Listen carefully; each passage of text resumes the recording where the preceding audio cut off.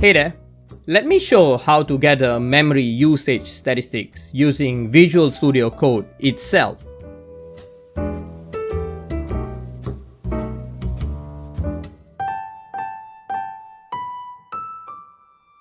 Okay, in my previous video, I showed how to get CPU performance profiles from within Visual Studio Code itself. In that video, I skipped profiling memory because memory profiling is a bit more complicated. In this video, let's profile memory from within Visual Studio Code itself. I will show how to get a heap snapshot from within Visual Studio Code and also how to get a heap snapshot programmatically from within nodejs itself. Okay, let's switch to my instance of Visual Studio Code. On the screen is a simple nodejs application in which I only have one function, perform heavy task, that allocates a lot of objects into a heavy task map, which is just a variable.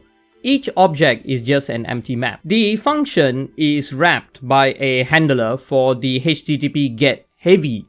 This function, the only purpose is to waste memory so that when we profile the memory, we have something to find. So there's nothing really important about this program. It's just designed to waste memory. Let's go ahead and run the program, then attach the debugger. So the start of the program is just node inspect. So let's go ahead and do that. So yarn start. That will start the program, and we can just attach the debugger from here. So attach and attach the debugger. Once the debugger is running, we can click on this button over here, which is take performance profile. This gives us three options of what kind of profile we want to take. CPU profile will create a file which contains the CPU profile. Heap profile does the same thing for memory, and heap snapshot takes a snapshot of the memory and writes it down immediately. For the first attempt, we are going to go heap profile, and we get three more options, which is manual, duration, and pick breakpoint. Manual just means that the profiler will run until I press stop. Duration means it will run for a certain amount of time and stop by itself. And pick breakpoint means that it will run until a particular breakpoint is hit. I'm just going to choose manual because it's the easiest to start with. And what you'll get is we'll get a button over here to stop the profiler. So let's trigger the function and then stop the profiler. So triggering the function is pretty easy. What I will do is I'll go to the terminal and open another terminal over here. And then all I need to do is do curl http localhost 4000 heavy, because this is the only HTTP get method that I have.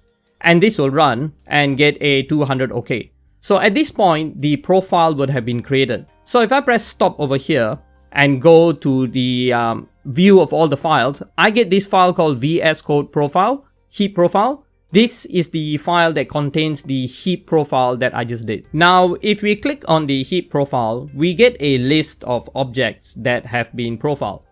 The problem is the sorting order of this list makes it really difficult to read. So it's not a very good representation of what the heap profile is. This plugin that renders this file is the same plugin that renders the CPU profile. So we gotta use a better tool, which is the Chrome DevTools. So the simplest way to start the Chrome DevTools is to just start an instance of Chrome and open the page Chrome Inspect. This is a built-in page to Chrome, which will find all the devices to inspect. Just click the Open Dedicated DevTools for Node, and you will get an instance of the Chrome DevTools for Node. Let me switch the view. There we are. So this is the Node.js DevTools which are embedded inside Google Chrome. We need to go to the memory tab over here. From this tab, we choose load and select the profile that was earlier written to disk.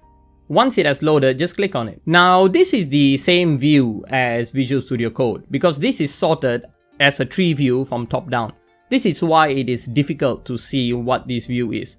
If I switch to heavy bottom up, I can see all the functions that are arranged by how heavy the functions are, and I can see that perform heavy task is the heaviest function over here, and map is also a really heavy function. What we can see in the memory profile is that it is listing out all the functions that allocated memory.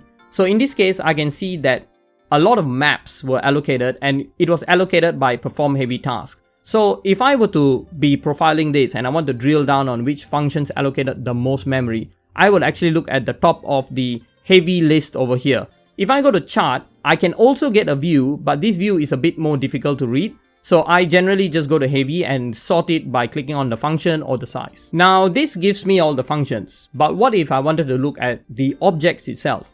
So what I'm going to do is I'm going to switch back to Visual Studio Code.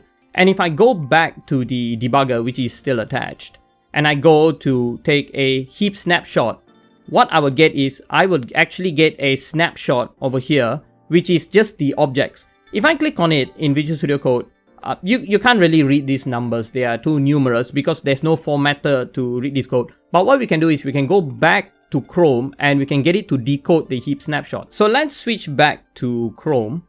So within the memory profiler, if I go to load and I load the snapshot, it will appear up here under heap snapshots. Okay, let's take a look.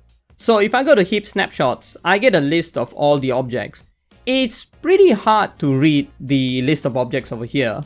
What I would need to do is actually take multiple snapshots and compare them using the comparison tool. But I can guess from over here that it is actually maps because the size is really large. Because I know that in my program I actually allocated a lot of maps. I don't really want to make a complicated sample over here of how to use the heap snapshot. I have a video in this playlist in which I differentiate two heaps by using the actual comparison tool. So go ahead and watch that video. But this is generally how you would read the heap snapshot. You can't actually read it properly in Visual Studio Code because there's no formatter that is able to format it in this form. But if you ever find a formatter, go ahead and use it. I just did not have a formatter, so using Visual Studio Code is probably the way to go for reading the heap snapshot. Now, if we have to take heap snapshots, we can do it programmatically to make it easier. So let's switch back to Visual Studio Code and add some code to take a heap snapshot. So to programmatically take a heap snapshot, let me just clear the screen a bit so that we have a lot of room to type. What we do is that we call the V8 engine to write a heap snapshot. So to use the V8 engine, what you do is that you just require and pull in the V8 engine. The module name is node:v8. And then to write the snapshot is pretty simple. All we do is we just call V8 write heap snapshot. I just pasted the code to make it simpler. But what this function does is that it will write a heap snapshot within the same directory. So let's restart the program. Let me just save and restart the program. Ctrl C and start it again. Let's trigger the HTTP method heavy, which will call perform heavy task and write the snapshot. So let me trigger it 1 time, 2 times, and 3 times. So each time I trigger it, I get a heap snapshot like the file over here. So the format of the heap snapshots is exactly the same whether you use the debugger or programmatically. So you can't really read the contents of the file, it's too difficult to read. So what I'm going to do is I'm going to switch over to the nodejs profiler and I'm going to load the heap snapshots. Let me just load the heap snapshots. So this is the first snapshot. Let me load the second one. And let me load the third one. Now that we have a few snapshots, we can actually just choose one of the snapshots. You go over here to all objects. You can actually select a difference between two of the snapshots. Using a delta of heaps makes it much easier to read the list because we can filter off all the objects that remain the same. I can see from this list that maps bubbles all the way to the top because there's 100,000 maps in memory. That is correct because the code wastes memory and allocates 100,000 maps each time it's called. And that right there is the gist of how you can get profiling to work from within Visual Studio Code itself. I use this technique all the time. Generally, I profile CPU from within Visual Studio Code. But if I needed to, I can profile memory from within Visual Studio Code. Except that I need to use the Chrome DevTools to read the results from the files because I could not find a plugin that actually worked to show all the different views of a memory profile. Capturing the memory profile from within Chrome itself is possible. But generally, I use this technique when I need to capture memory from a remote machine or if I have a container or some kind of instance of node in which it is difficult to attach a debugger. Anyway, Let me know in the comments below if you do memory profiling this way, and if you know of any plugins that can read the format of the heap snapshot. I would really like to know, because that will really help me out a lot. Let me know in the comments below if you know any other technique. And a gentle reminder to subscribe, hit that bell icon and give me a like if you like the content. As always, it's been a pleasure bringing you this information. I am High Voice, signing out.